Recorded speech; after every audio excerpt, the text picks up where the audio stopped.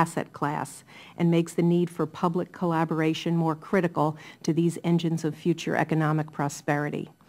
Given the risk of failure and the lack of collateral in their early years, these startup companies are not able to qualify for traditional commercial loans, nor are they appropriate for the SBA's debenture program, as the long time until profitability prevents them being able to support a current interest payment portion. Appropriately, the expertise to select and nurture these investments keeps other alternative providers such as buyout shops and hedge funds away and leaves it to venture capitalists to fund these companies. The program would bolster the country's ability to offer promising companies a better chance to grow and thrive at a time when we need more jobs and stronger economic growth. Implementing this program through established venture firms recognizes that intelligent investing and measured risk-taking requires more than money. Requires expertise and guidance from professionals who understand the industries, competition, and strategic landscape into which these startups are operating, and who have the networks of relationships to assist the companies as they grow. While venture capital is a national industry with venture-backed companies in every state, there is a concentration on the coasts. This program, as structured, will benefit other parts of the country where this is needed.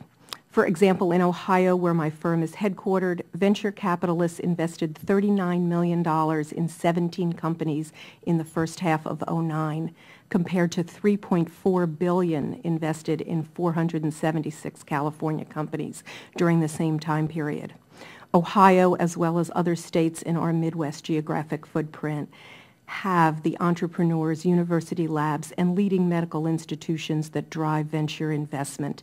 It's capital we lack, and the opportunity to be part of this program and support local companies would be welcomed by firms like mine that have access to a great many more ideas than we can fund on our own. The bill as currently proposed is an excellent start by offering the right incentives to the right stakeholders, by requiring privately managed companies to have capital commitments from non-federal sources. There is an intrinsic vetting that occurs, assuring the SBA a level of comfort that the applicant already has the support of accredited investors. Limiting the grant to $100 million for a single fund supports the appropriate diversification, protecting the government's interests as well as facilitating syndication. The focus on early-stage investing and a diversity of industries channels government funding where it's historically been the most successful and where the gap is greatest between academic grant funding and expansion funding. As we move through the legislative process, there are a few considerations we think will maximize the success of the program. First, venture capital funds have a 10-year life, and therefore we recommend the language be amended to permit drawdowns of capital over the life of the fund for follow-on investment and payment of expenses. This would make the language more consistent with industry norms and could be tempered with a restriction on new investments or a maximum percentage that could be drawn down after the first 5 years. Another area of potential concern is the requirement that distributions be made to all investors in the form of cash without the option of distributing freely tradable public stock.